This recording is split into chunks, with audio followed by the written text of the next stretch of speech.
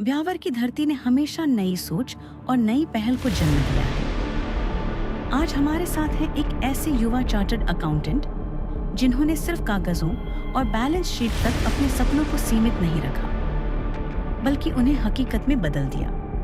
वे हैं हिमांशु ओसवाल, एक top level CA और माई टास्क कंपनी के संस्थापक। ब्यावर जैसे छोटे शहर से निकलकर उन्होंने साबित किया है कि जुनून, मेहनत और साफ दृष्टि से बनाई गई सोच न सिर्फ कारोबार बल्कि जिंदगियां भी बदल सकती है। स्टार्टअप का मतलब सिर्फ ये नहीं है कि आपको सिर्फ टेक में जाना है। एनी प्रॉब्लम जिसको आप समझते हैं कि आप अच्छे से समझ सकते हैं, उस प्रॉब्लम को समझते हैं और उसका आप सॉल्यूशन दे सकते हैं, वो एक स्टार्टअप है। चाहे वो फूड में हो, चाहे एआई में हो, चाहे तो मैंने एक अप्रोच डिसाइड कर ली कि मुझे इस अप्रोच से मैं इस प्रॉब्लम को सॉल्व कर पाऊंगा। मेरे पास 5 लाख रुपीज़ है, मुझे इन्वेस्ट करने चाहिए या अपनी स्किल्स डेवलप करनी चाहिए? तो सेविंग्स करके बचाएं और इन्वेस्ट करके भूल जाएं, तब आप देखेंगे आपका पैसा एक्सपोनेंशियली ग्रो हो। ऐसी प्रॉब्लम होनी चाहिए जिसका सॉल्यूशन लोगों को चाहिए। आप अपने मन से कुछ ख्याली पुलाव बना के आप करना चाहोगे तो वो स्टार्टअप नहीं नहीं होगा, फेल हो जाओगे अंदर। स्वागत है आपका बीवा टॉक्स में। यहाँ हम लेकर आते हैं ब्यावर की आवाज, जहाँ हर एपिसोड में मिलते हैं आपको ऐसे लोग जिन्होंने अपनी पहचान बनाई है अलग सोच और मेहनत से। आज के एपिसोड में हमारे साथ हैं सीए हिमांशु ओसटवाल, ब्यावर के जाने माने चार्टर्ड अकाउंटेंट और माइटास्क के विजनरी फाउंडर। भारत का सबसे लोकप्रिय और चार्टर्ड अकाउंटेंट्स के लिए डिजाइन किया गया प्रैक्टिस मैनेजमेंट सॉफ्टवेयर। एक तरफ कॉमर्स की गहराई, टैक्स, अकाउंटिंग और फाइनेंस की बारीकियां, और दूसरी तरफ सॉफ्टवेयर की ऊंचाई, टेक्नोलॉजी से बदली हुई सीए प्रोफेशन की दुनिया। तो चलिए शुरू करते हैं यह खास बातचीत जहां कॉमर्स और कोड एक साथ आते हैं। आपको लगता है जो एक एवरेज स्टूडेंट होते हैं कॉमर्स के अंदर, वो भी एक सीए एग्जाम क्रैक कर सकते हैं? जी बिल्कुल, हमारे सीए में तो जो एवरेज नहीं मैं बोलूँगा, जो बिलो एवरेज है वही सबसे ज़्यादा पास आउट होते हैं। उसका बहुत बड़ा एक रीज़न है कि ठीक है, जो बच्चा इंटेलिजेंट है वो तो कर ही लेगा, वो सीए नहीं करेगा, कोई और डिग्री करेगा, प्रॉपर वे में चला तो वो कर ही लेगा। बट जो बिलो एवरेज एवरेज स्टूडेंट है, वो अपने लाइफ में जब तक सीए करने आते हैं तब तक वो बहुत सारे फेलियर्स देख चुके होते हैं। वो फेलियर से घबराते नहीं हैं। तो जो आदमी फेलियर से नहीं घबराता है, जो आदमी को ये पता है कि मुझे कैसे भी करके करना है, गिव अप नहीं करना है, अगेन वही चीज़ है कि मुझे गिव अप नहीं करना, तो ये टेंडेंसी हमने देखा है कि जो बिलो एवरेज स्टूडेंट्स होते हैं उनमें काफ़ी अच्छी रहती है। वो हमारे सीए में हमने ऑब्जर्व किया है। इनफैक्ट ये बहुत सारे इंस्टेंसेस भी ऐसे हैं इसमें जो बिलो एवरेज स्टूडेंट था, वो हो सकता है उसको अटेम्प्ट पास करने में 3 अटेम्प्ट 4 अटेम्प्ट या 5 अटेम्प्ट लगे, बट आज हम उसको 5 साल बाद 7 साल बाद देखते हैं। वो अपने काम के, अपने उस बिहेवियर के कारण, फेलियर को एक्सेप्ट करके उससे सीखने के कारण वो अपनी लाइफ में बहुत ज़्यादा ग्रो कर चुका है, इन कंपैरिजन टू ये जो बहुत इंटेलिजेंट था लेकिन बहुत थियोरेटिकल नॉलेज थी, प्रैक्टिकल नॉलेज नहीं गेन कर पाया। फॉर एग्जांपल, मेरी एज 25 है, मेरे पास 5 लाख रुपीज़ है, मुझे इन्वेस्ट करने चाहिए या अपनी स्किल्स डेवलप करनी चाहिए?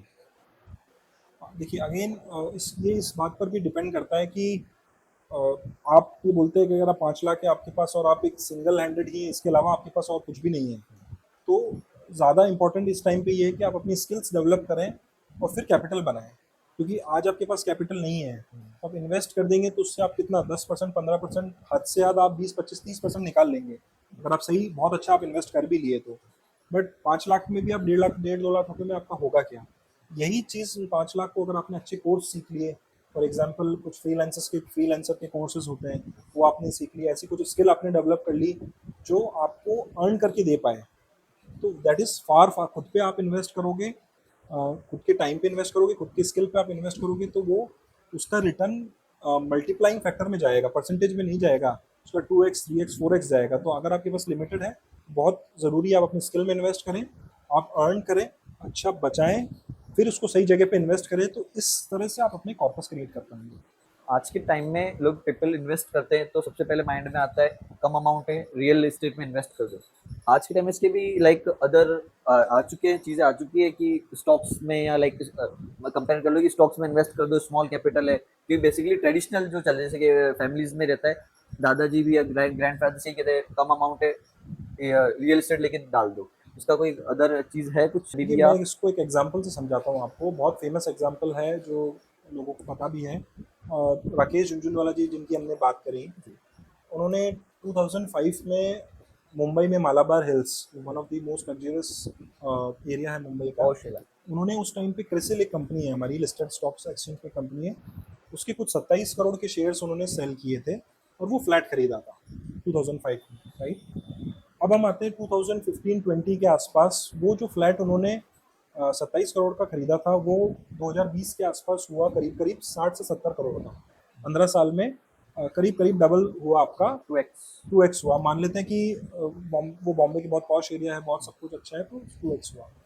अब वो ये बोलते हैं कि अगर वो जो 27 करोड़ के शेयर्स मैंने बेचे, वो शेयर्स अगर मैंने 2020 तक होल्ड करे होते, मैंने घर नहीं खरीदा होता या रियल स्टेट में नहीं किया होता इन्वेस्ट, तो शेयर की आप क्या मानते हैं क्या वैल्यू हो गई होगी 2020 तक? अप्रॉक्स 150 करोड़। बहुत कम बोल रहे हैं आप, थोड़ा और ऊपर आइए। 500। 700 करोड़। इतना इतना वो है। तो इन्वेस्टमेंट के पर देखिए, आपके पास घर एक इमोशनल डिसीजन भी होता है। तो आपका फर्स्ट घर है, आपको अपनी फैमिली सिक्योरिटी के लिए लेनी, तो बहुत एसेंशियल है। सब चीज़ हम लोग एक गेन से नहीं कंपेयर कर सकते, but stock market, mutual funds, SIPs बहुत अच्छा रिटर्न देते हैं आज के टाइम में। आपको एक एग्जांपल से समझाता हूँ। समझिए, मैं बहुत एक नॉर्मल एग्जांपल, बहुत ज़्यादा बड़ी बात नहीं करता मैं, कि मतलब 10,000 रुपये की आप SIP एवरी मंथ करते हैं, तो बहुत बड़ा अमाउंट नहीं है। साल के आपने 1,20,000 इन्वेस्ट किए, उसमें 5% आप स्टेप अप कर देते हैं, ठीक है। यानी आपने फर्स्ट ईयर में आपने 1,20,000 इन्वेस्ट किए, तो नेक्स्ट ईयर में आपको 1,20,000 का 5%, विच इज समवेयर अराउंड 1,26,000 आपको इन्वेस्ट करने हैं। ऐसे हर साल आपने 5% बढ़ाया। अब 25 साल तक आप ही कंटिन्यूस करते गए, ठीक है। सो आपने इन्वेस्ट कितने किए 25 साल में? समवेयर अराउंड आपने 1,20,000 किए 25 साल में, समवेयर अराउंड आपने 30 लाख इन्वेस्ट किए। वो 30 लाख की वैल्यू 25वें साल में आप क्या मानते हैं क्या हो गई होगी? हम लोग 15% रिटर्न एज्यूम करते हैं। 15% इज बहुत नॉर्मल रिटर्न है स्टॉक मार्केट में, म्यूचुअल फंड्स में अगर हम इन्वेस्ट करें तो। ये हिस्टोरिकली भी हमारा जो सेंसेक्स ग्रो करा है वो 17-18% के आसपास ग्रो करा है। हम तो ये फिर भी मानते हैं कि हमने जहाँ इन्वेस्ट किया होगा वो खराब ही परफॉर्म किया होगा, 15% हम मानते हैं। तो वो जो आपके 30 लाख हैं वो 25 साल बाद ग्रो कर चुके होंगे 4 करोड़। इतना हाई रिटर्न। हाँ, सो 4 करोड़। अब हम ये बोलते हैं कि यार वो टैक्स वैक्स सब माइनस करने के बाद सब कुछ आपको 3.5 करोड़ बचता है। वो अब हम बोलते हैं 25 साल बाद 3.5 करोड़ की क्या वैल्यू होगी, तो हम लोग उसको इन्फ्लेशन एडजस्ट कर देते हैं, प्रेजेंट वैल्यू बोलते हैं, प्रेजेंट वैल्यू हम लोग उसके निकाल लेते हैं। सो उस 3.5 करोड़ की आज की डेट में वैल्यू होगी कुछ समवेयर अराउंड 1,10,00,000 रुपये। यानी उसका मतलब क्या हुआ, अगर आपकी सपोज करो 25 साल बाद आपका कोई सन है, डॉटर है, उसकी मैरिज एक्सपेंस है, आप समझिए 10,000 रुपया महीना अगर आप सेव कर पाते हैं, उसकी मैरिज फ्री हो गई। इस तरह से आप गोल सेट कर लीजिए, 1 करोड़ मुझे मैरिज के लिए चाहिए, 50 लाख मुझे हायर एजुकेशन के लिए चाहिएगा, 2 करोड़ 3 करोड़ मुझे घर के लिए चाहिएगा, उसके बाद बिजनेस के लिए 2 करोड़ 3 करोड़ चाहिएगा। एक्सक्लूडिंग बोरोइंग्स अगर आप घर लेते हैं तो उनकी बोरोइंग्स अगर माइनस करते हैं, तो एक लग्जरियस लाइफ अगर आपको चाहिए तो दैट इज इजीली अचीवेबल अगर आप 70-80 हज़ार रुपये भी महीना इन्वेस्ट करते हैं। इसमें आपका अच्छी अपनी बच्चों की मैरिज हो गई, एजुकेशन हो गया, बड़ा घर हो गया, 4-5 करोड़ के आसपास का घर हो गया, जिसमें 3 करोड़ आपने लगाए, 1-2 करोड़ रुपये आपने उस टाइम बोरो कर लिए, अच्छा बिजनेस हो गया। उसके बाद भी आपके पास रिटायरमेंट के लिए 1-1.5 करोड़ का कॉर्पस बच जाएगा।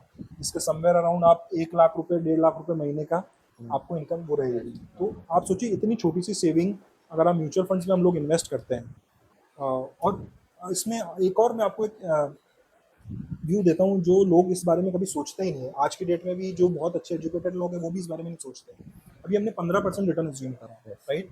अब मैं बोलता हूँ कि यार ये 15% नहीं, मैं रिटर्न कर देता हूँ सिर्फ 16%। क्या करा मैंने, सिर्फ 1% बनाया। आप लोग क्या समझते हैं 1% कुछ भी नहीं है, 1% तो डिस्कस करते हैं, मैं भी क्या 15-16% तो एक ही है। बट उस 1% की वही 10,000 की SIP 25 साल में उस 1% की वैल्यू है करीब करीब 40 लाख 45 लाख रुपए। That 1%. हाँ, सो आपका 15% वाला पैसा 4 करोड़ ग्रो हुआ 25 साल में, 10,000 रुपये महीने से। वही 10,000 वही 25 साल, इसको 15 की जगह 16% कर देते हैं तो वो वैल्यू हो जाती है 4.5 करोड़। इतना डिफरेंस आ जाता है। अब हम लोग प्रेजेंट वैल्यू हम उसके कंपेयर करें तो प्रेजेंट वैल्यू में अगर हम कंपेयर करें तो आज की डेट में 1% की वैल्यू होती है 20 से 25 लाख।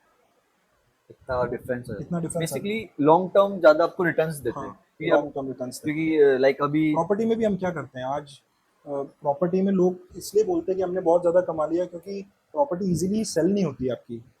प्रॉपर्टी के रोज भाव नहीं देखते आप कि आपने ज़मीन ले ली तो आप मान के चलते हो 5 साल 10 साल 15 साल मैं इसको रखूंगा, तो वो आपको टाइम अर्न करके दे रहा है। अगर यही भाव आपको रोज प्रॉपर्टी के दिखने लग जाए तो आप हो सकता है कि आप आज आज 10 लाख मिली कल 11 लाख मिल रहे तो बेच के खत्म हो गए। बट पावर ऑफ कंपाउंडिंग नहीं पता लोगों को। क्या होता है कि जैसे अगर आपने 10% आपका कोई रिटर्न आपका इन्वेस्टमेंट दे रहा है, 5 साल 15% हम मानते हैं कोई रिटर्न दे रहा है, तो अगर आपका 15% कोई रिटर्न दे रहा है तो आपका वो पैसा करीब करीब 4.5-5 साल में डबल हो जाता है। सो 5 साल में डबल हुआ, 10वें साल में वो 4 गुना होगा, 15वें साल में वो 8 गुना होगा, और मैजिक ऑफ कंपाउंडिंग स्टार्ट होता है 15वें साल के बाद, तो वो 8 से 16 गुना होगा, और 25वें साल में वो 16 से 32 गुना होगा। बेसिकली कंपाउंडिंग मैटर राइट, सो करती है। कंपाउंडिंग इज, जिसको हम हमारे फाइनेंस के इसमें बोलते हैं 8th wonder of the world भी बोला जाता है, जिसका मैजिक 15वें साल बाद स्टार्ट होता है। लेकिन मुश्किल क्या है, 15 साल तक किसी चीज़ में टिके रहना, पेशेंस रखना, उसको छेड़ना नहीं। तो पुराने लोग हमारे, आपने सुना होगा, बोल के थे वो ज़मीन लेके भूल गए, तो इसीलिए आज वो भूल गए, इसीलिए आज वो बन पाई वैल्यू उनकी। सो लेकर के इन्वेस्ट करके भूलने की आपकी कैपेसिटी है। तो इन्वेस्ट भी आप उतना ही कीजिए जितने आपको सेविंग्स, आपके जो डेली की रेगुलर एक्सपेंसेस वो माइनस करने के बाद में सेविंग्स करना बहुत इंपॉर्टेंट है। अननेसेसरी स्पेंडिंग ना करें, तो सेविंग्स करके बचाएं और इन्वेस्ट करके भूल जाएं, तब आप देखेंगे आपका पैसा एक्सपोनेंशियली ग्रो होगा। यंग स्टूडेंट या जैसे यंग एज से हम सोचते हैं कि पहले इन्वेस्ट करें या पहले अर्न करें। राइट, सो देखिए, इन्वेस्ट और अर्न के बीच में एक बहुत मेजर जो गैप है वो है कि नॉलेज और एक्सपीरियंस।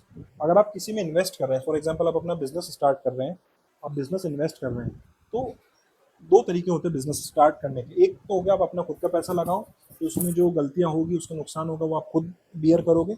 दूसरा वे होता है जो हमारी मारवाड़ी कम्युनिटीज़ में, गुजरातीज़ में बहुत पॉपुलर है कि वो जाएंगे उसी टाइप के बिजनेस में 1-2 साल एज एन एम्प्लॉय काम करेंगे, चीज़ों को बारीकी से समझेंगे और फिर वो अपना कुछ स्टार्ट करेंगे। सो इन्वेस्टिंग अगर आप बिजनेस में देख रहे हैं, सो मेरा एक्सपीरियंस यही है कि आप पहले उस चीज़ों की, जो काम आप शुरुआत करने जा रहे हैं, उसकी आप अच्छे से नॉलेज लीजिए, उसको अच्छे से समझिए, क्या फ़ायदे हैं, क्या नुकसान है, क्या लॉसेस हुए, वो लॉस अगर हो जाता है तो मैं वो बियर कर पाऊंगा या नहीं कर पाऊंगा।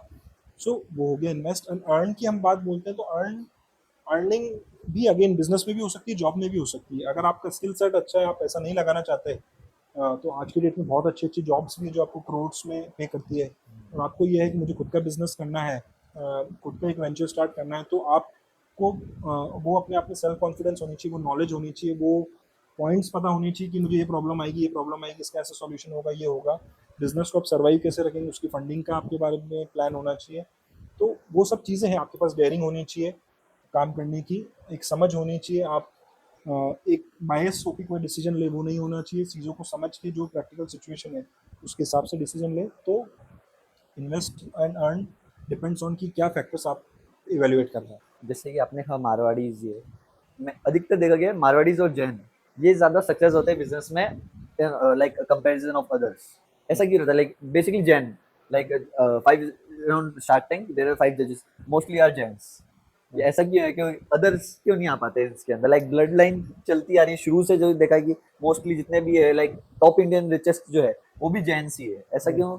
सो क्या होता है कि जैन जो एक फैमिली बैकग्राउंड उसमें बहुत इंपॉर्टेंट करता है, मैटर करता है कि अब जेंट्स में या हमारे जो फैमिली बैकग्राउंड होता है उसमें बच्चों को जो बच्चा 3-4 साल का हो जाता है, तब से ही उसको सिखाया जाता है, पैसे की वैल्यू समझाई जाती है कि ऐसा नहीं है कि आपको कुछ पैसा मिल गया और आपको जाके स्पेंड करना है, वो नहीं, आपको चीज़ें भी समझाई जाती है वैल्यू की। आप 100 रुपये कमा रहे हो तो उसको कमाने के लिए कितनी मेहनत लगती है। प्लस जो फैमिली बैकग्राउंड जैनीज़ में आप देखोगे मोस्ट ऑफली बिजनेस ही करते हुए आ रहे हैं, तो जो सेकंड जनरेशन थर्ड जनरेशन जो बिजनेस का एक्सपीरियंस पास ऑन करती है कि यार ये पैसा लगाया उसमें मुझे इतना बचना चाहिए, इतना से मुझे इंटरेस्ट अर्न होगा, इतनी मेरी डेटर से पेमेंट आना चाहिए, इतनी मेरी रिकवरी होनी चाहिए। सो वो एक इम्पॉर्टेंट है। थर्ड एक एस्पेक्ट आता है कि जैन में हमारे में ये बोलते हैं कि हम लोग एक चींटी को भी नहीं मार, कोशिश हमारी ये रहती है कि हम एक चींटी को भी ना मारें। तो जो हमारी सोच रहती है, हमारी सोच में हम लोग ये कोशिश करते हैं कि जो भी हम काम करें वो एक एथिकल वे में करें, प्रिंसिपल्ड वे में करें, ऐसा कोई काम ना करें जिससे किसी को मन दुखे, हिंसा हो। तो ये फैक्टर्स मैं मानता हूँ कि जो फैमिली में जो बच्चा एक बचपन से देखता है, जो बड़ा होते होते वो देखता है, तो काफ़ी सारी चीज़ें तो वो सीख चुका होता है अपने इन्वायरमेंट से। बेसिकली इंटेंट का सब रहता हाँ है कि जी। इंटेंट अगर आपकी अच्छी है तो आप ऑटोमेटिकली ग्रो करते जाते राइट। हैं। एसआईपी और एसडब्ल्यूपी इन दोनों में क्या डिफरेंस है? राइट, सो एसआईपी का फुल फॉर्म होता है सिस्टमेटिक इन्वेस्टमेंट प्लान, हाँ। जो नॉर्मली म्यूचुअल फंड्स के रेफरेंस में बोला जाता है। एसडब्ल्यूपी का मतलब होता है सिस्टमेटिक विड्रॉवल प्लान। इन्वेस्टमेंट का होता है कि आप हर महीने आप पैसा इन्वेस्ट कर रहे हैं। विड्रॉल का मतलब होता है हर महीने आप पैसा विड्रॉ कर रहे हैं। बेसिकली इसमें ये बोला जाता है कि जब आपका एक डिसेंट कॉर्पस इकट्ठा हो जाता है, उस कॉर्पस को आपको अगर फंड की एक साथ ज़रूरत नहीं है, तो पार्ट पार्ट में सिस्टमेटिकली आप उसको विड्रॉ करें। उससे फ़ायदा क्या होता है कि जब आप सिस्टमेटिकली विड्रॉ करते हैं तो बैलेंस जो कॉर्पस होता है आपका, वो आपका अगेन उस 15% 12% की रेंज पे ग्रो करता रहता है। तो जब आप वो निकालते हैं तो बेसिकली आप केवल रिटर्न्स निकाल रहे हैं, आपका कॉर्पस अगेन इंटैक्ट रहता है। अगर आपका समझिए, उसको एक एग्जांपल से समझिए कि आपने कुछ चीज़ इन्वेस्ट करी है, 1,00,000 रुपये आपने समझिए इन्वेस्ट करे हैं, आपने 12,000 रुपये का वो रिटर्न दे रहा है आपको, राइट। अब आपने समझिए 500 रुपये महीना आपने निकाला, राइट, तो भी आपने कितने 6,000 रुपये में 6,000 रुपये निकाले आपने Yes. साल के। तो बचा हुआ भी आपका 1,06,000 आपका 15% पे ग्रो कर रहा है। तो जो ग्रो रेट है वो आपकी 12% है, जो विड्रॉल रेट है वो आपकी अमाउंट का हाफ हो गया। सो जो एसडब्ल्यू के उस रेफरेंस में बोला जाता है कि जब आपका अच्छा खासा कॉर्पस हो गया या एक डिसेंट कॉर्पस हो गया, आप उसमें आप निकालते जाएंगे, तो आप कंटिन्यूस उसको ओवर द ईयर्स 10 साल 15 साल 20 साल भी निकालते जाएंगे तो भी आपका कॉर्पस इंटैक्ट रहेगा, आप उस रिटर्न में से विड्रॉ कर रहे हैं। लाइक अभी आपने देखा content creator, finance content creator हो गए, इन्फ्लुएंसर हो गए, फाइनेंशियली बेसिकली जिनकी नीश रहती है, वो 30 सेकंड्स के अंदर इतनी सारी नॉलेज दे जाते हैं। लाइक कुछ तो लाइक टॉप क्रिएटर्स पे नहीं, जिन्हें लैक ऑफ नॉलेज रहती है, वो कुछ लोगों के लिए हद तक ऐसे ऐसी टिप्स दे जाते हैं, वो बिजनेस ग्रोथ में काफी हेल्प करती है, इन्वेस्टमेंट प्लान्स में काफी हेल्प करती है। बट कुछ लोग ऐसी गलत इन्फॉर्मेशन भी दे जाते हैं कि जिनसे लॉसेस भी हो जाता है और लोगों को नहीं पता रहता है, और बाद में जाके उन पे लाइक कोई फर्म से कोई इंस्टीट्यूशन से उन पे एक्शंस भी लेती है। लाइक आपने कभी ऐसा कोई इन्फ्लुएंसर तो सुना है, करते हो आप ऐसा कुछ? तो देखिए, इसमें मेरा व्यू ये है कि किसी भी बंदे से आप इन्फ्लुएंस तभी होते हैं जब आप उसकी नॉलेज को या उसकी इन्फॉर्मेशन को आप एक्सेप्ट या रिजेक्ट करते हैं, राइट। अब आप समझिए, आप मुझे कोई चीज़ बता रहे हैं, ठीक है, मैं आपसे तभी इन्फ्लुएंस हो पाऊंगा जब आप जो मुझे चीज़ बता रहे हैं उसकी कुछ नॉलेज मेरे को पहले से हो। ठीक है, आपने मेरे को कुछ भी बोला और मैंने डायरेक्टली जाके फॉलो कर लिया, तो अगर कोई इंसान बिना समझे, बिना कुछ जाने, बिना उसके बारे में सोचे कुछ कर देता है, तो वो मैं समझता हूँ उसकी सेंस में प्रॉब्लम है कि उसको ऐसा नहीं करना चाहिए। बाकी अदरवाइज़ जब कोई आप मुझे कोई चीज़ समझा रहे हैं और वो मैं आपकी बात से लॉजिकली, मैं अगर मेरे एग्जांपल लूँ, अगर आप मुझे कुछ चीज़ बता रहे हैं, जब तक मैं खुद लॉजिकली उस चीज़ पे कन्विंस नहीं हो जाऊँगा, तब तक मैं वो इम्प्लीमेंट नहीं करूँगा। तो सबसे इम्पोर्टेंट ये, अगर आपको कुछ ऐसी इन्फॉर्मेशन, कुछ रील्स आप ऐसी देखते हैं जो आपको लगता है कि हाँ इन्फॉर्मेटिव है, बहुत अच्छा एक्सपीरियंस शेयर कर रहे हैं अपने साथ, तो उस रील को आप ढंग से सुनिए, उसके पॉइंट्स आप नोट डाउन करिए कि इनमें ये 4 चीज़ें हैं जो मुझे बहुत अच्छी लगी इस बात इनकी बात में। उनको नोट करने के बाद में आप उस पर थोड़ा रिसर्च करिए, क्रॉस चेक पढ़िए, कोई बड़े हैं आपसे, उनसे डिस्कस करिए, जो उस फील्ड में एक्सपीरियंस है उनसे डिस्कस करिए, तो उससे क्या होगा, आपको और नॉलेज आएगी कि यार ये चीज़ ऐसी होती है, ऐसी होती है। बहुत सारे ऐसे पैरामीटर होंगे जो एक नया व्यू भी मिलेगा आपको। हर इंसान के सोचने का तरीका अलग होता है, जब आप डिस्कस करेंगे तो नया व्यू भी मिलेगा आपको। वो सोचने समझने के बाद में अगर आप 100% खुद सेटिस्फाई हो पाते, कन्विंस हो पाते, तो आप इम्प्लीमेंट करिए, अदरवाइज मैं नहीं समझता कि आपको ये करना चाहिए। लाइक अभी हमारे जो फाइनेंस मिनिस्टर थे, उन्होंने एक करा था, वो जो काफी है ना पॉप आउट होके भी आया था, पॉपकॉर्न कैरेमलाइज्ड पॉपकॉर्न के ऊपर टैक्स लगा देना बेसिकली। मतलब वो बहुत ज्यादा है ना शाइन न्यूज में आ गया था, मीम जनरेट हो रहे थे, वो क्या था? तो बेसिकली देखिए, उन्होंने क्या करा कि एक पॉपकॉर्न है, आप ठेले वाले से ले रहे हैं अलग है रेट, आप मॉल में ले रहे हैं उसकी जीएसटी रेट अलग है, पैकेट पॉपकॉर्न ले रहे हैं तो वो अलग है। तो उन्होंने क्या करा, एक पॉपकॉर्न की कैटेगरीज अलग अलग बना दी। बेसिकली जीएसटी हमारा क्या है, वैल्यू एडेड टैक्स है। सो है पॉपकॉर्न एक ही, बट वो किस जगह पे रखा हुआ है उसके हिसाब से उसकी रेट डिटरमाइन हो रही है। सो अब अगेन गवर्नमेंट का व्यू है, इसमें हम ज़्यादा कुछ कमेंट नहीं कर सकते, क्यों उन्होंने किया, किसने किया, वो एक पॉलिसी डिसीजन है। जैसा कि सर आप माई टास्क के आप फाउंडर हैं, तो सर वो जो स्टार्टअप आइडियाज है एज अ सीए, वो क्या आइडिया था, लाइक आपको लगा कि यार मुझे माई टास्क को बनाना चाहिए, मतलब स्टार्ट क्या था वो? सो देखिए, थोड़ा सा मैं मेरे ट्रेनिंग, सीए की ट्रेनिंग के बारे में बताता हूँ। सो मेरी training one of the big force में से हुई थी, बिग फोर्स मतलब हो गया इंडिया की top 4 biggest chartered accountancy firm, जिसके अंदर हर सीए स्टूडेंट को ट्रेनिंग के लिए जाना रहता है। ओके। सो मेरी ट्रेनिंग वहाँ हुई थी। सो वहाँ तो क्या होता था, हम लोग कुछ 5-10 क्लाइंट्स के ऊपर ही काम करते थे, एंड चीज़ें बहुत सिस्टमेटिक थी। हर एक चीज़ का एक प्रोसेस था, हर एक चीज़ का एक मैकेनिज्म था, हर एक चीज़ को लिखने का एक तरीका था, देखने का एक तरीका था, काम करने का एक तरीका था। तो देन जब मेरी वहाँ से ट्रेनिंग कंप्लीट हुई, मैं सीए पास हो गया, उसके बाद में मैंने यहाँ पे हमारी प्रैक्टिस ज्वाइन करी मेरे फादर की। तो काम यहाँ पर भी अच्छा होता था, लेकिन एक सबसे बड़ी प्रॉब्लम क्या थी, लैक ऑफ मैनेजमेंट होता था। सो जैसे फॉर एग्जांपल आप समझिए, वहाँ तो मैं 8-10 क्लाइंट्स पे काम करता था, यहाँ पे आके जब मैं इनकम टैक्स का काम मैंने हैंडल करना स्टार्ट किया, तो अब मैं देख रहा हूँ कि मैं डेली हर दिन 5 क्लाइंट 10 क्लाइंट से मिल रहा हूँ, है ना, वो मुझे काम भी बता के जा रहा है। सो ऐसा continuous for weeks and months चलता जाता था। तो मुझे ये प्रॉब्लम आती थी कि यार, जब क्लाइंट वापस आके मिलता था कि यार मेरे काम का क्या हुआ, तब मैं ये सोचता था कि यार ये क्लाइंट तो मेरे पास आके गया है, ये मुझे अपना काम भी सारा बता के गया है, बट इसके काम का क्या स्टेटस है मुझे पता नहीं। अब वो क्लाइंट बैठा है मेरे सामने, मुझे ये भी पता नहीं पड़ पाता था कि इसके काम के लिए मैं कौन से स्टाफ को बुलाऊं। तो वो एक प्रॉब्लम थी कि कौन सा स्टाफ मेरा, मैंने किस स्टाफ को क्या वर्क अलोकेट कर रखा है, क्या काम वो कर रहे हैं, है ना। मिसमैनेजमेंट बहुत हो मिसमैनेजमेंट जाता बहुत होता था, बिलिंग के फीस के कुछ इन्वॉइस होने रह जाते थे, आउटस्टैंडिंग ड्यूज प्रॉपर्ली मॉनिटर नहीं हो पाती थी, एक एक साल बाद फीस आ रही थी, कौन सा स्टाफ कब आ रहा है कब जा रहा है। तो ऐसी बहुत सारी छोटी छोटी मैनेजमेंट प्रॉब्लम्स आती थी। तो फिर हम मार्केट में गया, कुछ सर्च किया, प्रोडक्ट किया, तो वैसा हमें प्रोडक्ट मिला नहीं कि जिसपे मैं अपना प्रैक्टिस रिलाई कर पाऊँ। देन वी थॉट ऑफ कि यार, कि हमें और हमारे पास एक्सपीरियंस है कि सीए प्रैक्टिस में क्या प्रॉब्लम्स आती है ग्राउंड पे, क्या चीज़ें, अगर ये हमें ये भी पता था कि अगर ये चीज़ इस तरह से हो जाए तो हम लोग इसको इम्प्रूव कर पाएंगे। सो वहाँ से एक आइडिया क्लिक हुआ कि यार क्यों ना हम हमारा खुद का एक सॉफ्टवेयर बनाएं, ताकि हम अपनी प्रैक्टिस को तो मैनेज करें ही करें, साथ ही और भी जो हमारे सीए फ्रेंड्स हैं, कलीग्स हैं, उनको भी है। अपने एक रेवोल्यूशन लाना चाहा सीएस के अंदर। हाँ, आप एक काइंड ऑफ बोल सकते हैं कि सबसे बड़ा मेन रीज़न था कि हमें हमारा एक प्रैक्टिकल एक्सपीरियंस पता था यहाँ पर। और जो ट्रेडिशनल सीएस फर्म्स होती है वो आज भी टेक को यूज करने में डरती है, बिकॉज टेक को यूज करना, अपनी इंफॉर्मेशन देना, क्लाइंट्स की इंफॉर्मेशन देना, आज भी जो ट्रेडिशनल सीएस है वो आज भी थोड़ा डरते हैं टेक को यूज करने में। देखिए, डर मैं नहीं बोलता, मैं ये बोलता हूँ कि रेजिस्टेंस आता है।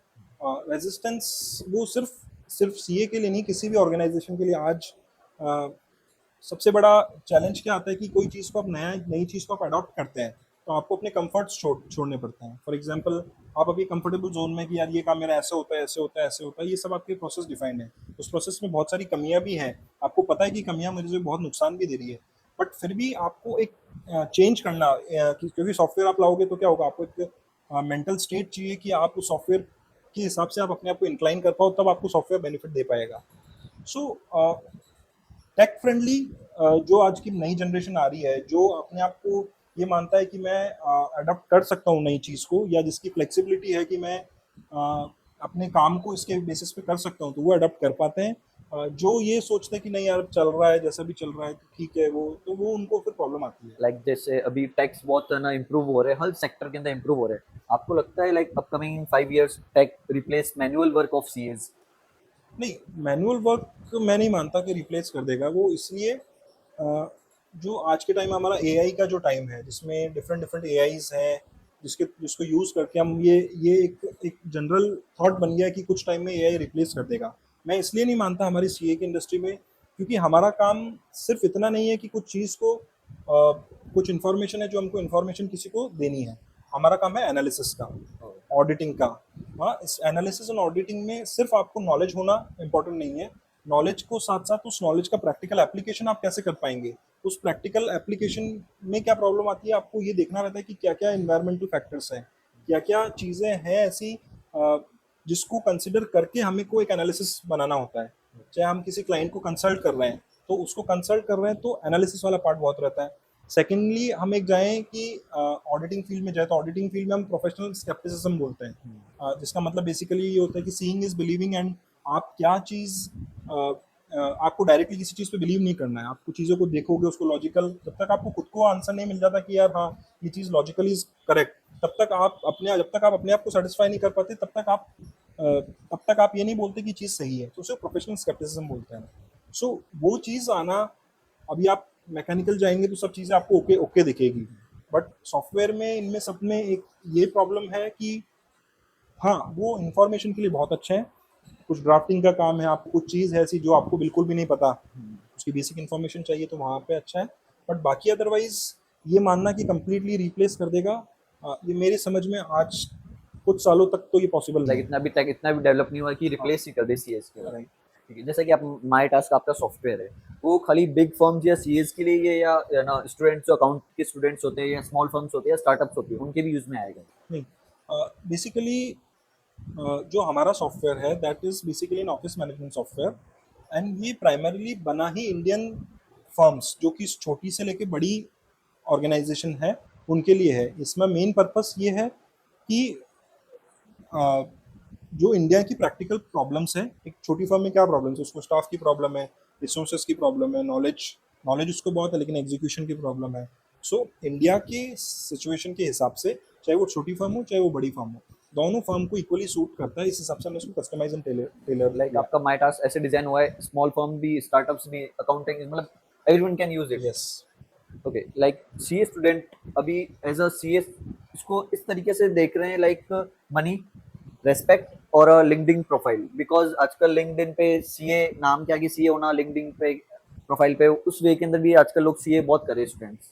हाँ, नहीं देखिए, अब इसमें क्या, ये हम लोग जनरलाइज नहीं बोल सकते, ये एक पर्सनल पर्सपेक्शन, पर्सनल व्यू बोल सकते हैं हम, हर किसी का होता है।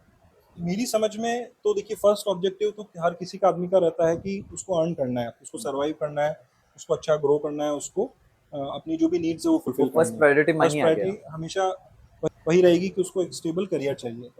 देन उसके बाद जब आप अपने काम अच्छे से करते हैं, अपने काम में मन लगा के करते हैं, जब आपको ये लगने लग जाता है कि यार जब मैं काम करता हूँ तो मुझे मेरे काम से प्यार है, अगर मुझे वो लगने लग जाता है तो रिस्पेक्ट साथ साथ आती है, एंड रिस्पेक्ट के साथ साथ बाकी सारी चीज़ें साथ साथ चलती जाती है। तो सबसे इम्पोर्टेंट है कि हम लोग हमारे काम को कितना डिवोटेडली करते हैं। लाइक आजकल हर एक सेकंड पर्सन स्टार्टअप कर रहा है, जैसे देखो स्टार्टअप के पीछे लगा हुआ है। लाइक आप भी एक फाउंडर है माई टास्क के, तो एज अ फाउंडर आपका क्या व्यू है उनके ऊपर? लाइक देखिए, मैं ये मानता हूँ कि जब आप कोई स्टार्टअप करते हैं तो सबसे पहले जो एक सबसे बिगिनिंग बोलते हैं, जिसको हम बोलते हैं कि ये चीज़ जब आप सोचते हो, कि जब वो आइडिया आपके दिमाग में होता है, तब आपको बहुत प्रैक्टिकली सोचना वहाँ पे ज़रूरी है। आपको ये इवैल्यूएट करना बहुत ज़रूरी है कि जो आइडिया आप, या जो काम आप स्टार्ट करने जा रहे हैं, क्या ये सच में कोई प्रॉब्लम सॉल्व करता है? कहीं आप ऐसा तो नहीं कर रहे कि कुछ प्रॉब्लम है ही नहीं, उसको आप अपने थॉट से एक आइडिया पे बहुत ज़्यादा इंक्लाइंड होकर के आप ये सोच स्टार्ट कर दें कि भाई ये प्रॉब्लम, जबकि एक्चुअल में वो प्रॉब्लम एग्जिस्ट ही नहीं करती है। सो सबसे इम्पोर्टेंट तो पैरामीटर आता है वहाँ पर कि आप देखिए, इंडिया में अगर आपको कोई चीज़ बेचनी है, या तो आप सेम प्राइस पे बेटर क्वालिटी दें, या आप अगर प्राइस आप हायर रख रहे हैं तो आपके फीचर्स भी कंपेटिटर से मच हायर रहने पड़ेंगे। सो स्टार्टअप करना अच्छा है, बट ये एक ऐसा कोर्स है जिसकी कोई डिग्री नहीं है। इसमें आप लाइफ में करते जाएंगे, चैलेंजेस आते जाएंगे, आपको ये पता होना चाहिए कि यार ये प्रॉब्लम आई तो उसको सॉल्व करने की क्या अप्रोच हो, मैं किस तरह से इस प्रॉब्लम को सॉल्व करूँ। आप में ये ज़ील होनी चाहिए कि नई प्रॉब्लम्स को सॉल्व करने का आप में आर्ट होना चाहिए, वो एक इम्पोर्टेंट स्टार्टअप है। बेसिकली अभी जैसे कि अपने मिनिस्टर्स भी थे, उन्होंने भी बोला था इन वर्ल्ड एआई की तरफ जा रहा है, टेक की तरफ जा रहा है। लाइक अपने नेबर कंट्रीज जो है टेक की तरफ जा रही है, इंडिया अभी भी स्टार्टअप्स के अंदर लाइक फूड्स की तरफ जा रहा है या 10 मिनट्स डिलीवरी की तरफ जा रहा है, उस तरफ ज्यादा जा रहा है।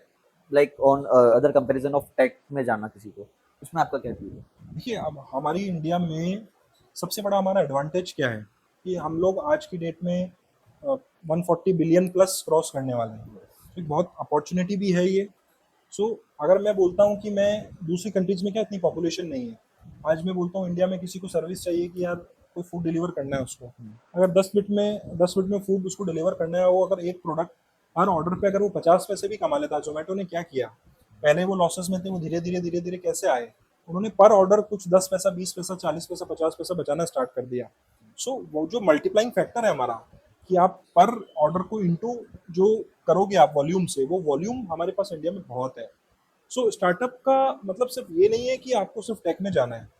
एनी प्रॉब्लम जिसको आप समझते हैं कि आप अच्छे से समझ सकते हैं, उस प्रॉब्लम को समझते हैं और उसका आप सॉल्यूशन दे सकते हैं, सो वो एक स्टार्टअप है, चाहे वो अब फूड में हो, चाहे एआई में हो, चाहे टेक में हो, चाहे वो हो। बट हाँ, आपको ये बहुत इंपॉर्टेंट है कि जो सॉल्यूशन आप दे रहे हैं वो सच में ऐसी प्रॉब्लम होनी चाहिए जिसका सॉल्यूशन लोगों को चाहिए। आप अपने मन से कुछ ख्याली पुलाव बना के आप करना चाहोगे तो वो स्टार्टअप नहीं होगा, फेल हो जाओगे 100%।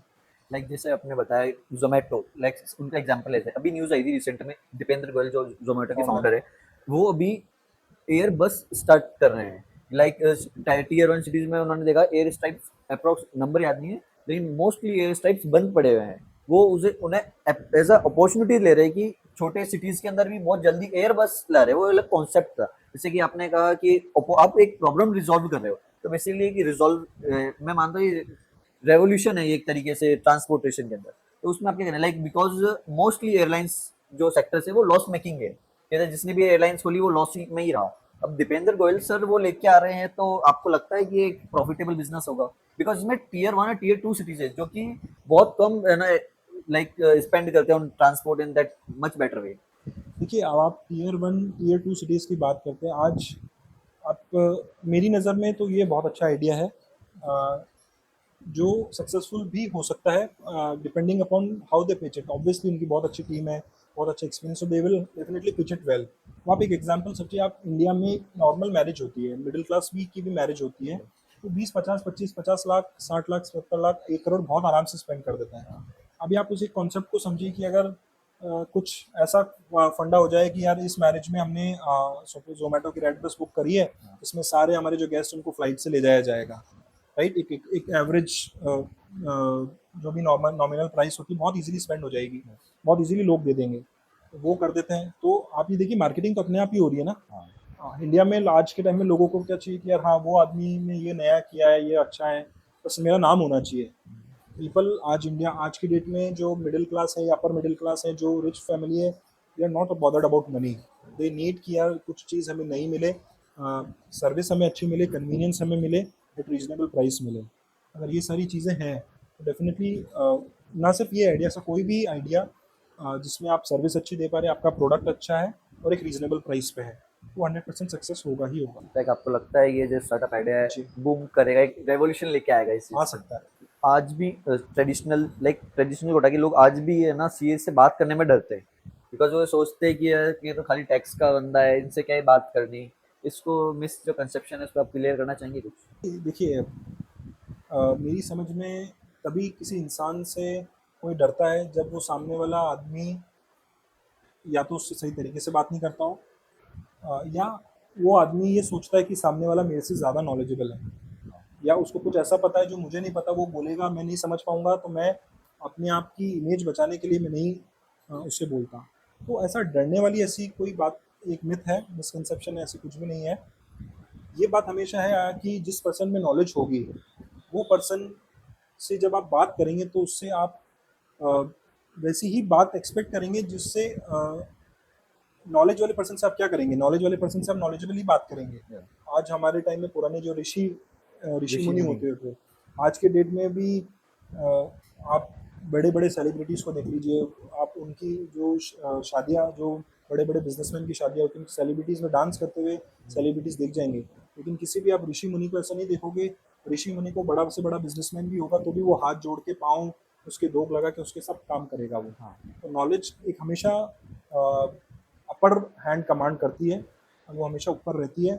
सो हाँ, अगर कोई बंदा ऐसा है जो नॉलेजेबल है तो लोगों को थोड़ी सी हिचक रहती है उससे बात करने में, बट ऐसा डरने की अलग बात मैं नहीं समझता मैं। जैसे कि बेसिकली एंटरप्रेन्योर्स जो रहते हैं वो कौन सी कॉमन फाइनेंशियल गलती करते हैं जो उन्हें अर्ली स्टेजेस पे करते हैं, बाद में उन्हें जाके रिग्रेट होता है, और वो कॉमन गलती है हर एक एंटरप्रेन्योर करता देखिए, मुझे मेरे लिए तो मेरे साथ तो एक प्लस पॉइंट भी था कि मैं एक सीए बैकग्राउंड से था, तो मुझे फाइनेंस की नॉलेज थी। एक जो कॉमन मुझे लगता है कि जो एक इनिशियल लेवल पे जो स्टार्टअप्स या जो भी नया एंटरप्रेन्योर है वो ये गलती करता है, अगर मैं स्पेसिफिकली अगर मैं स्टार्टअप्स की बात करूँ, तो वो लोग क्या होता है कि इनिशियल डायरेक्टली आप मार्केटिंग में आप चले जाते हैं। पहले आप अपने प्रोडक्ट पे मेहनत कीजिए, सर्विस पे मेहनत कीजिए, क्वालिटी पे मेहनत कीजिए।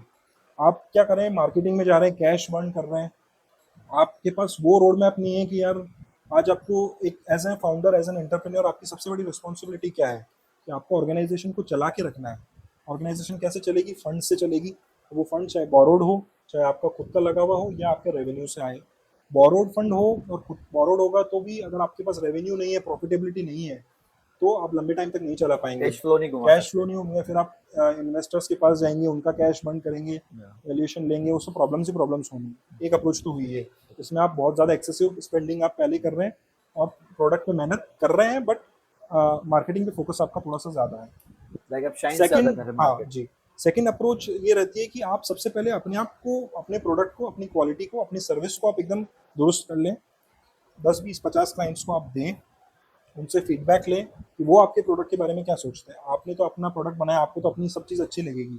जब आपके कस्टमर्स देखेंगे, वो फीडबैक देंगे आपको कि यार ये चीज़ आपकी अच्छी नहीं है, ये अच्छी है। जो नहीं अच्छी है वो आप लिख लीजिए और उसमें आप लिखिए कि इसमें क्या सुधार कम कर सकते हैं। जो अच्छी है उसको आप ये लिखिए कि हम उसको और कैसे मल्टीप्लाई कर सकते हैं। सो अगर आपने ये सीख लिया इनिशियल लेवल पे, जो मैं सोचता हूँ कि बहुत सारे बिजनेसमैन या बहुत सारे स्टार्टअप्स होते हैं या बहुत सारे जो नया अपना स्टार्ट करते हैं बिजनेस, वो इस एंगल से नहीं सोच पाते। वो क्योंकि वो अपने बिजनेस के लिए, अपने थॉट के लिए, अपने आइडिया में इतने बायस हो जाते हैं कि जो एक प्रैक्टिकल व्यू, कस्टमर का व्यू होता है, वो इतने ढंग से नहीं देख पाते। वो तो अगर इमोशनली आप, ज़्यादा कनेक्ट हो हाँ जाते हैं प्रोडक्ट से, या प्रोडक्ट है बेस्ट है, वो लविंग फेवर में चल जाते हैं उसमें। हाँ, उसको उसको अपनी एक अटैचमेंट हो जाता है, एक बायसनेस हो जाती है। अगर आपकी बायसनेस हो गई तो आप अपनी कमियां नहीं देख पाएंगे। सो आपको बहुत ज़रूरी है आप अपनी कमियां देखें, उसको सुधारें। सुधारने के बाद फिर आप कस्टमर को दें, उनसे फिर और फीडबैक लें, फिर और कमियां सुधारें। ये साइकिल पे आप कंटिन्यूस काम करते जाएंगे तो डेली आप अपने प्रोडक्ट को अच्छा बनाते हुए चले जाएंगे। लाइक आपने इतने सारे एक्स क्लाइंट्स है आपके, कोई ऐसा मूवमेंट या कोई ऐसे आपने डिसीजन लिया हो जो क्लाइंट्स के बिजनेस को ऑलमोस्ट क्रैश होते होते बचा लिया हो? कि बेसिकली बहुत से रहते हैं कि सीएस को प्रीफर करता है अधिकतर बिग फर्म्स, कि लाइक सीएस ही हमारे बिजनेस को बचा सकते हैं। देखिए, किसी बिजनेस को बचाना और चलाना वो उसके ओनर पे और उस ओनर की थॉट और फिलॉसफी पे बहुत ज़्यादा डिपेंड करता है। अगेन इसमें वही बात आती है कि कोई क्लाइंट आता है आपके पास, आपको उसको सब चीज़ें समझाते हैं, सब चीज़ें वो करते हैं, बट अगेन पॉइंट वही है कि वो उन बातों से कितना सीख के उसको डिसीजन कर पाता है। कोई भी बिजनेस एक दिन में ख़त्म नहीं होता, कोई भी बिजनेस एक दिन में ग्रो नहीं होता। So advice is a sequence of events, कि आप इस इवेंट पे ही एडवाइस देते हैं, इस इवेंट पे ही एडवाइस देते हैं, इस इवेंट पे एडवाइस देते हैं। अगेन सेम चीज़ आती है कि उस सारी एडवाइस में आप कौन सी चीज़ एक्सेप्ट करके उसको इम्प्लीमेंट कर पाते हैं। तो वो चीज़ अगर हो जाती है तब बिजनेसेस अच्छे वे में चल पाते हैं और बच भी पाते हैं मेजर प्रॉब्लम से। लाइक ऐसा कौन सा फाइनेंशियली मूव है जो एक हर स्टार्टअप ओनर, स्टार्टअप को करना चाहिए on initial stage? Financial move का मतलब basically in the terms of finance आप पूछ रहे हैं, राइट? यस। राइट। सो सबसे पहले अगर आप नया स्टार्टअप कर रहे हैं या आप नया बिजनेस कर रहे हैं, तो सबसे पहले तो आपको ये प्लानिंग होनी चाहिए कि मैंने आज सपोज करो मेरे बिजनेस में पैसा लगाया है, तो मेरा रेवेन्यू कब से जनरेट हो पाएगा, उस रेवेन्यू में से मैं कितना बचा पाऊंगा, उस प्रॉफिट को मैं वापस मेरे कितने बिजनेस में लगा पाऊंगा। वो प्लानिंग आपको पता होनी चाहिए, क्योंकि survival is ultimately very important. अगर आप ने इनिशियल में ही आपने इतना पैसा लगा दिया कि बाद में आपको कुछ अनएक्सपेक्टेड एक्सपेंसेस आए, उसके लिए आपने कुछ सेव ही नहीं कर रखे रखा या आपने प्लान ही नहीं किया, तो देन आपको क्या होगा, आप लोन में जाएंगे, लोन से कॉस्ट बोरोइंग इंक्रीज होगी। बहुत सारे मैंने अच्छे अच्छे ऐसे लोगों से मिला हूँ जिनकी इनकी 5 लाख रुपए महीना है, लेकिन पूरे साल में वो 4 5 लाख रुपए भी नहीं बचा पाते। सो कोई भी आप बिजनेस जब आप करते हैं तब आपके लिए इम्पोर्टेंट ये है कि आपके पास उस बिजनेस को सबसे पहले सर्वाइव करने की क्या प्लानिंग है। उसके बाद इम्पोर्टेंट आपके पास फैक्टर आता है कि उस बिजनेस से आप कितना बचा के निकाल पा रहे हो। अभी आप समझो उस बिजनेस से आप 10 12% ही निकाल पा रहे हो, तो वो इंटरेस्ट, तो वो पैसा तो आपका इंटरेस्ट ही अर्न कर देगा।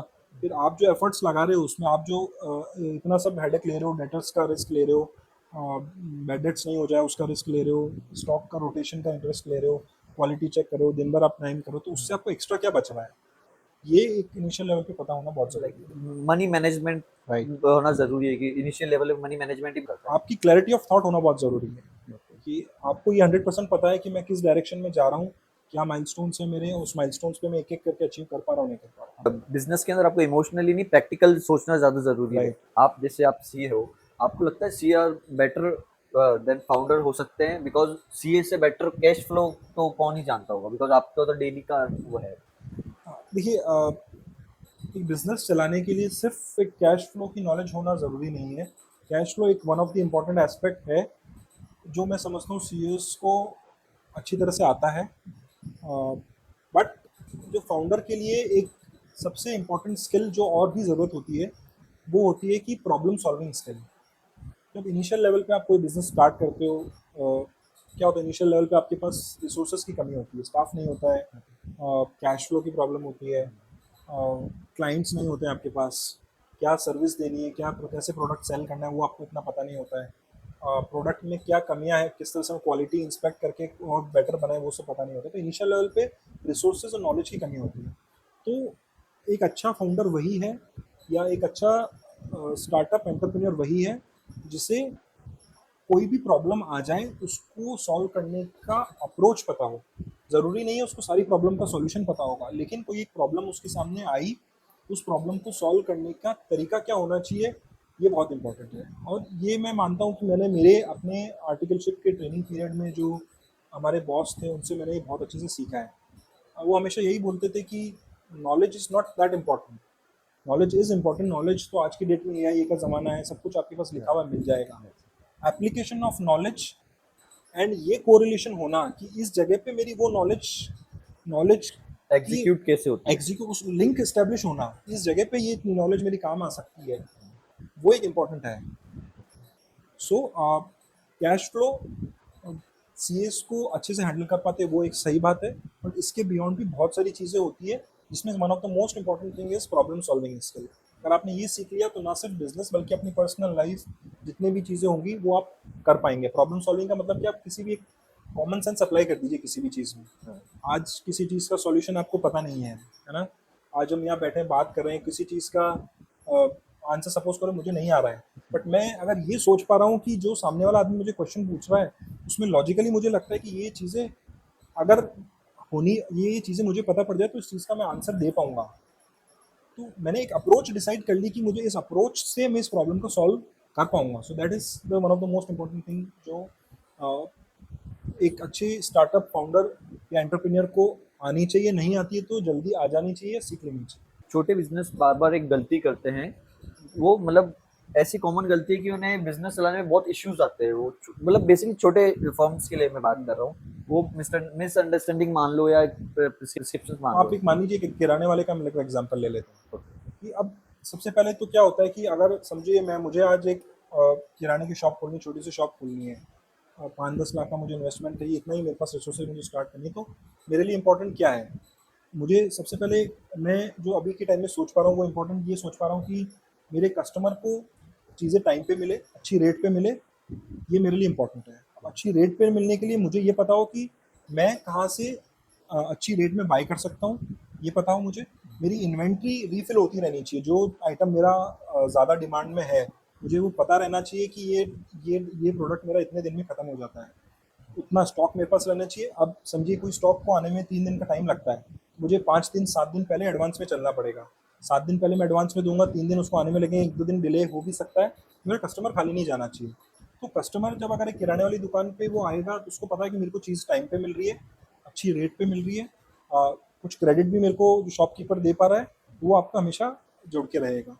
सो छोटे बिजनेसेस में ये पता हो कि जो काम आप कर रहे हैं उसमें एक फाउंडर का रोल क्या है, एक स्टार्टअप का रोल, एक एंटरप्रेन्योर का रोल क्या है कि जहाँ पर चीज़ें इम्बैलेंस होने लगे तो वहाँ पर जाके सपोर्ट दे दें उस चीज़ को। कभी आपको बस सेल्स में कस्टमर ज़्यादा आ गए तो आप खुद सामान निकाल के उनको सेल कर रहे हैं, कभी आपके पास इन्वेंट्री का शॉर्ट पड़ रही है तो आप उसको प्री प्लान करके चल रहे हैं, कभी आपकी क्रेडिट्स कस्टमर्स को आप क्रेडिट दे रहे हैं उनसे कलेक्शन नहीं आ पा रहा है तो वहाँ पे आप रिकवरी एजेंट का भी काम कर रहे हैं। एक अकाउंट्स में आपको ये पता, अकाउंट्स का भी आप काम कर रहे हैं, आपको ये पता होना चाहिए ये माल बेचने में मुझे इतना पैसा बच रहा है जिसको मैं आगे री इन्वेस्ट कर सकता हूँ, वो पता होना चाहिए। तो बहुत छोटी छोटी सी चीज़ें हैं। आप हर बिजनेस में जाएंगे तो जब वो आदमी अपना बिजनेस स्टार्ट कर रहा होगा, जब वो बैठ के उस चीज़ के बारे में सोचेगा तो उसको छोटी छोटी चीज़ें निकल के आने लगेगी। कुछ बिजनेस चलाना इज़ नॉट अबाउट क्या रॉकेट साइंस है, but it is all about managing the small small things at right time, at right place and at right Resolving it. हाँ या उसको सही टाइम पे आप सर्विस दे पाएँ। सर आपने जब CA as a profession choose किया, ये एक आपका लाइक पैशन था या आपने एकेडमिक में चूज किया यस कि मुझे सीए बनना है? देखिए मेरा थोड़ा फैमिली बैकग्राउंड के बारे में बताता हूँ। सो मेरे फादर भी चार्टर्ड अकाउंटेंट हैं, दादाजी भी एडवोकेट हैं, मेरे ग्रेट ग्रैंडफादर भी एडवोकेट हैं। सो मेरा स्टार्टिंग से ही एक फैमिली बैकग्राउंड, एक एजुकेशनल बैकग्राउंड रहा है। एंड क्योंकि फादर सीए हैं एंड वो प्रैक्टिस में है, सो उनकी तो एंड प्रैक्टिस भी है, प्रैक्टिस अच्छी चलती है। तो हमारा वही था कि हम मेरा बचपन से ये एक तरह से आप बोल सकते हैं डिसाइडेड था कि मुझे सीए में जाना है। सो यस, बट यस कि मुझे सीए करना भी था। मैंने नॉट जस्ट बाई कि फैमिली में सब है इसलिए किया, बट मुझे खुद को भी करना था, मुझे इंटरेस्ट भी था, प्लस एक बैकग्राउंड भी था, तो वहाँ से हमने स्टार्ट किया। लाइक अपने family as a family business भी चूज किया उसे।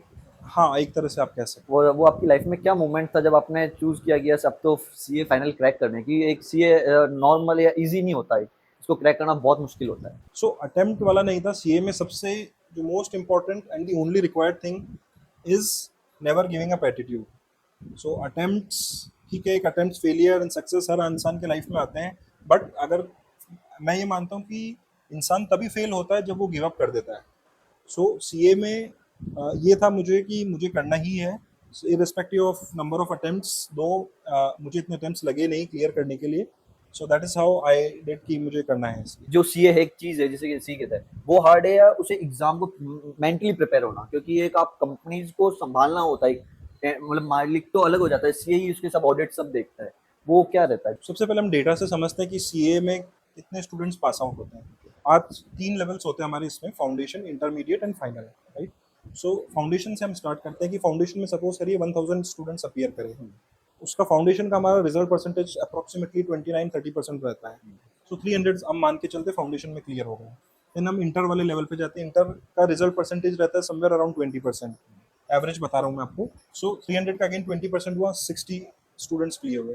देन फाइनल का रिजल्ट रहता है, मेरे टाइम में क्लियर किया था तब तो 5-6% था, आज की टाइम में ऑन एन एवरेज ये 12-15% रहता है।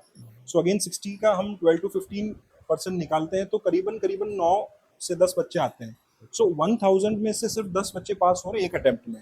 इतना टफ होता है एक बार में सब क्लियर हो रहे हैं। सो वो ठीक है कि मल्टीपल अटेम्प्ट्स के ऑप्शन रहते हैं, तो कोई सेकंड अटेम्प्ट दे रहा है, थर्ड अटेम्प्ट दे रहा है, तो नंबर ऑफ सीएस उस हिसाब से बढ़ जाते हैं। सो टफ है, बट टफ ये तभी है तब जब आप ये मान के चलते हैं कि मैं इसमें नहीं कर पाऊंगा या मैं गिव अप कर दूंगा। अगर आपने ये डिटरमाइन कर रखा है कि मुझे ये करना है, so that is the moment when it is की लाइक आप कर पाएंगे इसको। So tough and easy is only a mental state, right. So कोई भी आप कोर्स करेंगे, चाहे आप आईआईटी ले लीजिए, चाहे आप जो आईएएस ले लीजिए, आरएएस ले लीजिए, आरजेएस ले लीजिए, सारे कोर्सेज जो भी होते हैं उनमें सब में एक ही स्टेट आपका टेस्ट होता है, that is your mental state. अगर आप मेंटल स्टेट में आप स्ट्रांग हैं तो हो सकता है आपको इनिशियल फेलियर्स मिले, थोड़ा टाइम लगे, बट अगर आप गिव अप नहीं करेंगे तो आप 100% क्लियर हो पाएंगे। इन 2025 इंस्टीट्यूट लाइक कोचिंग्स मैंडेटरी है या सेल्फ स्टडीज करके भी सीए बना जा सकता है? देखिए इसमें देखिए दोनों का ये अगेन एक पर्सनल व्यू है। मेरी समझ में एक कोचिंग क्या करती है कि आपको एक गाइडेंस देती है सिर्फ। अगर मैं इसको प्रोपोर्शनलिटी की बात करूँ, सो 20% is what I believe is coaching, 80% is self study. उसका रीज़न भी यही है कि आपको कोई भी कितना भी पढ़ा दे, कितना भी बोल दे, उससे फ़र्क नहीं होता। आप जब आप खुद करते हैं तब आप चीज़ों को अच्छे से समझते हैं, उसकी बारीकियों तक पहुँचते हैं, वो काम को आप अच्छे से समझ पाते हैं, जो भी वो उसका कोर्स है, उसके सिलेबस का पीछे जो नॉलेज, उस नॉलेज का ऑब्जेक्टिव क्या है, उसको समझ पाते हैं। सो सेल्फ स्टडी मेरे ओपिनियन में self study is very important. Coaching एक हद तक इम्पॉर्टेंट है, just to give you on guidance कि यार आप एक it's like a torch light है जो आपको गाइड करती है कि यार इधर जाना है, इधर जाना है, जाना है, बट वो टॉर्च को कैरी करके चलना आपको खुद को ही पड़ता है। So that is what I think. Like आपने 6 से 7 इयर्स का आपका एक्सपीरियंस है सीए के अंदर, आप सीए एस्पिरेंट को कोई एक एडवाइस देना चाहेंगे? बिकॉज आप टॉप 4 फर्म्स के अंदर, आप इंस्टीट्यूट के अंदर आप पास आउट होके हैं, इनके थ्रू आप सीए बने हैं, इस वजह हमको कुछ बताना चाहेंगे? हाँ, सो देखिए सबसे इम्पोर्टेंट क्या रहता है कि कोई भी सीए कर रहा है, ठीक है, दो चीज़ मैं बहुत इम्पोर्टेंटली और बहुत एम्फेसाइज करता हूँ, जो हमारे अंडर भी आर्टिकल्स ट्रेनिंग करते हैं और जो सीए जो हमारे कलीग्स हैं उनको भी मैं बोलता हूँ कि एक तो सबसे बहुत इंपॉर्टेंट चीज़ है आर्टिकलशिप। आज का टाइम में क्या हो गया है कि people are more towards degree, काम नहीं करना चाहते। उनको लगता है कि बस डिग्री हो जाएगी तो हमारा काम हो जाएगा, बट इन रियल लाइफ आपको आपकी डिग्री से कोई वैल्यू नहीं करता। आपकी रिस्पेक्ट हमेशा, आपकी वैल्यू हमेशा आपके काम से होगी, और काम आप तभी कर पाओगे जब आपको नॉलेज होगी। नॉलेज आप तभी गेन कर पाओगे जब आपको प्रैक्टिकल एक्सपीरियंस होगा। थियोरेटिकली पढ़ना ज़रूरी है, इंपॉर्टेंट है, अगेन वो गाइडिंग है, बट प्रैक्टिकली उस नॉलेज को इम्प्लीमेंट करना, that is very very important. So articleship training में डमी ना लें। जो लोग डमी ले लेते हैं, बहुत सारे केसेस हमारे सामने भी आते हैं, सीए बन गया लेकिन उसको एक सिंपल सी मैं अकाउंटिंग एंट्री पूछता हूँ तो भी वो नहीं बता पाता, which is 12th class 11th class syllabus. Syllabus. वो क्या थ्योरेटिकल नॉलेज है, आपको सीए तो बन गए बट आज आप ट्रेनिंग के टाइम में आपसे कोई क्वेश्चन पूछेगा, आपको कुछ गलत करोगे तो आपको हेजिटेशन नहीं होगा कि मैं मेरे बॉस से जाके पूछ सकता हूँ कि मैंने क्या गलती करी। सीए बन जाओगे देन आपको बेसिक चीज़ें नहीं आएगी तो आपको गिल्ट फील होगा, यार मैं सीए बन गया बट मेरे पास कोई वैल्यू और नॉलेज नहीं है। सो वन इज़ दैट कि आपको training articleship is very very important. Second जो मैं चीज़ इंपॉर्टेंट मानता हूँ वो ये है कि आपको, ठीक है आप पढ़ेंगे, हो सकता है बहुत फेलियर्स भी आएंगे, बहुत जगह आप हो सकता है 2 अटेम्प्ट 3 अटेम्प्ट 4 अटेम्प्ट भी लग जाए आपको, लेकिन आप गिव अप मत करिए। सबसे इम्पोर्टेंट है, आप अगर आपने गिव अप कर दिया तो आप वहीं पे हार गए, आप फेल हुए। आप ये एनालाइज करिए कि इस फेलियर से मैं क्या सीख सकता हूँ, आप अपनी गलती निकालिए, उसको सुधारिए। तब आप देखेंगे कि आप ओवर द पीरियड, आप अगर आपने ये हैबिट अपने सिर्फ सीए के लिए नहीं, अपनी पूरी लाइफ में आपने ये बना ली, तो आप देखेंगे ग्रेजुअली आप ओवर द ईयर्स आप अच्छा ग्रो करते जाएंगे। आपका कंपैरिजन सिर्फ खुद से है कि मैं कल कैसा था उससे आज बेहतर हूँ या नहीं, आज कैसा हूँ उससे कल बेहतर होगा या नहीं होगा। सो वो एक इम्पॉर्टेंट चीज़ बहुत है कि गिव अप ना करें और अपनी फेलियर से आप इसको सीखें। अगर ये 2 चीज़ मैं समझता हूँ किसी भी स्टूडेंट ने कर ली, हो सकता है उसको 2-3 अटेम्प्ट 4 अटेम्प्ट लग जाए पास होने में, बट ये मैं गारंटी से बोल सकता हूँ वो लाइफ में आगे 100% सक्सेसफुल होगा। लाइक इसमें मेंटल हेल्थ का एक बहुत बड़ा रोल है, जैसे आपने बताया 3 अटेम्प्ट्स 4 अटेम्प्ट्स एक नॉर्मल चीज़ नहीं होती। उस टाइम एक सी एस्पिरेंट अपने मेंटल हेल्थ को कैसे लाइक स्टेबल रखे? बहुत अच्छा एग्जाम्पल देता हूँ आपको। आपने पढ़ा भी होगा, एक बैम्बू ट्री होता है, बांस का पेड़ होता है। यस, सो बांस के पेड़ को आप क्या करते हैं, आपने एक बार बांस का बीज डाल दिया, यस। उस बांस के बीज को आपको 5 साल तक कंटिन्यूस पानी देना पड़ता है, एक पत्ती भी उसकी बाहर नहीं निकलती। अब आप ये बोलेंगे कि यार आपको हो सकता है उस 5 साल में ऐसा लगे कि यार ये पेड़ जिंदा भी है, मर गया, कुछ पत्तियां नहीं निकल रही, मैं मेरा एफर्ट्स वेस्ट तो नहीं डाल रहा, तो या मैं जो उसको दे रहा हूँ, जो अपना टाइम दे रहा हूँ, मेहनत दे रहा हूँ, कुछ रिजल्ट्स तो मिल ही नहीं रहे मुझे। बट होता क्या है, 5 साल के बाद जो मैजिक होता है अगले 90 दिन में होता है। वो पेड़ 90 दिन में 90 फीट ग्रो कर जाता है। हर दिन का आप सुबह देखेंगे तो पेड़ नहीं था, शाम को आपको देखेंगे तो 1 फीट बढ़ चुका है। तो 90 दिन में वो 90 फीट पेड़ ग्रो कर चुका है। तो क्या इसका मतलब ये है कि ये पेड़ सिर्फ 90 दिन में ग्रो किया है? उसका मतलब ये है कि जो 5 साल आपने उस पर मेहनत करी तब तक वो अपनी जड़ें बना रहा था। सो अगेन जो आपने क्वेश्चन पूछा कि सो मेंटल स्ट्रेस, अगर आप कोई फेल हो रहा है, नहीं कर पा रहा है, सो उसको ये विश्वास रखना है कि ये मेरे जो टाइम है, ये मेरा वो 5 साल वाला पीरियड है, या इन कंपैरिजन टू जिसमें मुझे अपने मेहनत करनी है, हार्डवर्क करना है, और रिजल्ट्स एक टाइम बाद जब रिजल्ट्स आएंगे तब आपको खुद को महसूस हो जाएगा कि जो मैंने मेहनत करी थी पूरे के टाइम में वो एक अच्छी मेहनत हो सक्सेसफुल लाइक बनी। जैसे कि आपने अटेम्प्ट्स हो रहे तो आप एक तरीके से अपनी रूट्स आप जमा रहे बिल्कुल, हो, बाकी जैसे कि लाइक एक अटेम्प्ट क्लियर होते ही आप वो ग्रो स्टार्ट हो जाएगा। मेहनत तो देखो लगेगी, Yes, बट ये आपका टेस्ट है, ये प्रोसेस, ये पूरे प्रोसेस में आप ये भी सीख रहे हैं कि आपका मेंटल स्टेट क्या है, आप कितना मेंटली स्ट्रांग है, कितनी चीज़ों को मेंटली करने की कैपेबिलिटी कितनी है। क्योंकि आप इसको सिर्फ ऐसा मत समझिए कि मुझे सिर्फ ये कोर्स क्रिएट करना है, आप लाइफ में भी आगे जाएंगे, बहुत सारे स्ट्रगल्स आएंगे, बहुत सारे फेलियर्स आएंगे, तब यही मेंटल स्टेट आपको हेल्प करेगा कि यार मैं पहले भी फेल हो चुका था, उस फेलियर से मैंने ये सीखा कि मुझे थोड़ा पेशेंस रखना है, थोड़े अपनी जो गलतियाँ उनको सुधारनी है और फिर मुझे आगे बढ़ना है। तो अब नेक्स्ट टाइम जब फेल होंगे तो आपके पास एक बैकग्राउंड है, आपके पास एक एक्सपीरियंस है, उसको आप काम में लेके आगे और ग्रो कर पाएंगे। लाइक जैसे आपने बताया कि कितने सीए बन जाते हैं, उन्हें पता भी नहीं रहता कि नॉर्मल जैसे अपना 12th की जो क्वेश्चंस रहते हैं वो भी उन्हें पता नहीं रहते। मोस्ट प्रोबेबली लोग ये सोचते हैं कि सीए बन गया मतलब लाइफ सॉर्टेड है, तो वो इतना इजी हो जैसा आपने बताया, इनको सीएस होते हुए भी उनको ये पता नहीं रहता, 12th का क्वेश्चन भी नहीं रहता, तो इतना इजी रहता है कि इतना बनते ही सॉर्टेड हो गया सब। उसके पीछे भी बहुत सी चीजें थोड़ी सी देखिए, रहती है। आपको ये सिर्फ एक सीए में नहीं है, ये हर डिग्री में, हर काम में, हर चीज़ में ये है। आप, मैं अगेन वही बोलता हूँ कि ये गेट पास है, आपको गेट पास एक किसी क्लब के अंदर जाना है, उस क्लब का गेट पास है, वो गेट पास आपको एंट्री तो दिला देगा, बट आगे आप क्या परफॉर्म कर पाओगे, कितना आप लोगों से मिल पाओगे, कितना आप ग्रो कर पाओगे, दैट इज़ योर स्किल। उसमें आपको डिग्री देख के, आपका आज की डेट में कोई भी आदमी आपको सिर्फ डिग्री देख के काम नहीं देता, वो आपकी नॉलेज देख के देता है, वो ये देखता है कि आप क्या वैल्यू उसको ऐड कर रहे हो, क्या आप उसको हेल्प कर पा रहे हो, तो वो चीज़ देख कर के आपको वो काम देता है। सो ऐसा बिल्कुल भी नहीं है कि सीए बनते ही life is sorted, life, but हाँ लाइफ इज सॉर्टेड। आप सीए बन गए, आपके पास नॉलेज है और आपके पास काम करने की स्किल है, आप वैल्यू ऐड कर पाते हो, तो भले ही आप सीए ना भी हो तो भी आपकी लाइफ सॉर्टेड है। सबको लगता है सीए सिर्फ एक टैक्स ऑडिट कर दे, यही होता है और कोई भी साइट्स होती है, बिकॉज सबको ये लगता है प्रोबेबली कि सीए टैक्स ऑडिट कर दो बस उनका काम खत्म। देखिए मेरे हिसाब से सीए एक ऐसा प्रोफेशन है जिसे आप चाहे बिजनेस में सेट कर दो, चाहे आप प्रैक्टिस में सेट कर दो, चाहे आप जॉब में सेट कर दो, हर जगह सेट हो जाता है। आज कोई आदमी बिजनेस करता है तो बिजनेस में क्या है आपका, आपने क्या लगाया, क्या कमाया, क्या बचाया, राइट।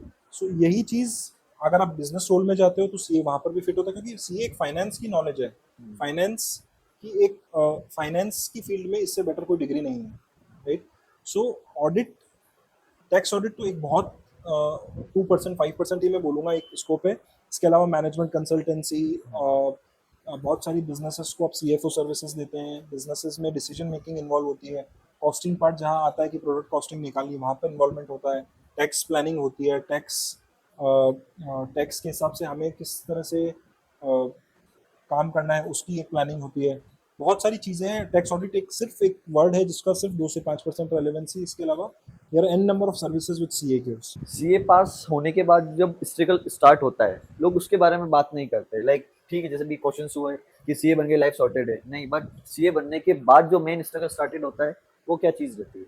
देखिए स्ट्रगल उनके लिए है जिन्होंने अपनी आर्टिकलशिप या ट्रेनिंग ढंग से नहीं करी है, डमी करी है। बाकी अगर आपने पूरा ट्रेनिंग ढंग से करी है, आपने मेटिकुलसली इस कोर्स को सिर्फ नॉलेज गैदर नहीं करी, उस नॉलेज को आपने इम्प्लीमेंट करना सीखा है, तो आपके लिए स्ट्रगल नहीं है। आपको अच्छी जॉब मिल जाएगी, अच्छे पैकेजेस मिल जाएंगे, इनिशियल लेवल पे भी अच्छे पैकेजेस मिल जाएंगे। कुछ एग्जांपल्स मैं आपको दूं तो सीए इंडस्ट्री, अगर बिजनेस इंडस्ट्री में मैं आपको एग्जांपल दूं, हाइट बता रहा हूँ कि कहाँ तक सीए पहुंचे हैं इंडिया में हमारे। कुमार मंगलम बिरला बिरला का अगर हम एग्जांपल है, जो आदित्य बिरला ग्रुप के चेयरपर्सन है, वो एक चार्टर्ड अकाउंटेंट है। स्टॉक मार्केट के जिसको हम वॉरेन बफे ऑफ इंडिया बोलते हैं, जो अभी लेट श्री राकेश जी झुनझुनवाला है, वो एक सीए थे। रामदेव जी अग्रवाल, मोतीलाल ओसवाल, ये सीए हैं। पॉलिटिकल फील्ड में हम बात करूं तो पीयूष गोयल जी जो हमारे रेलवे मिनिस्टर, कॉमर्स मिनिस्टर रह चुके, वो सीए हैं। सुरेश प्रभु सीए थे। शार्क टैंक के आप जजेस की बात करेंगे तो अमन गुप्ता जी सीए हैं, नमिता थापड़ सीए हैं। सो कि सीए ऐसा नहीं है कि सिर्फ हाइट उसकी इतनी है कि अगर आप इसमें अपना डेडिकेशन और अपना लव, अपने काम के प्रति जो आपका समर्पण है, अगर आप उसमें आप इन्वॉल्व होते हैं, सो इसकी हाइट की, अपर हाइट की कोई लिमिट नहीं है। जितना आप जाना चाहो जा सकते हो। जाते हैं तो स्ट्रगल्स तो देखिए अब हर इंसान के आते हैं, ना सिर्फ सीए। आज कोई डॉक्टर बना है, कोई आईआईटीएन भी बना है, कोई बिजनेस में स्टार्ट कर रहा है, तो स्ट्रगल सबके पास आते हैं। लेकिन इसमें अगर आपने अपनी ट्रेनिंग और वो प्रॉपरली करी है, तो मैं ये बोल सकता हूँ कि इनिशियल लेवल पे एक सीए के काम करने का तरीका आपको पता पड़ जाएगा उसके काम करने के ढंग से, कि ये आदमी कुछ अलग है। Is not like a general person की जो सिंपल सिंपल चीज़ों पे भी उलझेगा। वो ऑलरेडी अपने कोर्स में इतना एक्सपीरियंसेस गेन कर चुका होता है, अपनी नॉलेज गेन कर चुका होता है, कि जो इनिशियल हिकअप्स आते हैं उसको वो बहुत इजीली हैंडल कर लेता है। सो अगर आपकी ट्रेनिंग अच्छी है, आपने नॉलेज गेन प्रॉपरली करी है और आपने अच्छा काम किया है, so your life to some extent it will be very much sorted. Like what do you think about our mission, like the earning of this podcast? हम 50% जो इसकी अर्निंग है वो हम ब्यावर के वेलफेयर के अंदर, लाइक उनके अच्छी अवेयरनेस के लिए, अच्छे एजुकेशन के लिए करना, मतलब इन्वेस्ट करेंगे। उस पर आपकी क्या राय है? कि देखिए चैरिटी हमेशा बहुत अच्छा है। जो अंडर प्रिविलेज्ड पीपल हैं आज के डेट में भी, मैं हमेशा ये मानता हूँ कि अगर आप किसी की एजुकेशन पे आप खर्चा कर रहे हैं, ठीक है, आपने किसी को खाना खिला दिया तो वो आपने उसके एक टाइम का पेट भर दिया, लेकिन आप किसी की एजुकेशन पे खर्चा कर रहे हैं तो आप उसके लाइफ टाइम का एक आप इंतज़ाम कर रहे हैं, जो कि बहुत अच्छा है, बहुत सेंसिबल भी है। किसी आदमी को किसी पे डिपेंडेंट बनाने के बजाय लाख गुना अच्छा है वो खुद पे डिपेंडेंट बने। तो मेरी नज़र में बहुत अच्छा इनिशिएटिव है और बहुत अच्छा काम है जो करना चाहिए, और उसके लिए बहुत बहुत बधाई दी आपको। थैंक यू सर, आज आप हमारे इतना टाइम निकाल के आप हमारे पॉडकास्ट पे आए। Thank you. So thank you viewers, अगर आपने इस वीडियो को अभी तक यहाँ तक देखा है तो लाइक करो, वीडियो को शेयर करो, चैनल को सब्सक्राइब करो। मिलते हैं नेक्स्ट पॉडकास्ट में एक इंस्पिरेशनल स्टोरीज के साथ।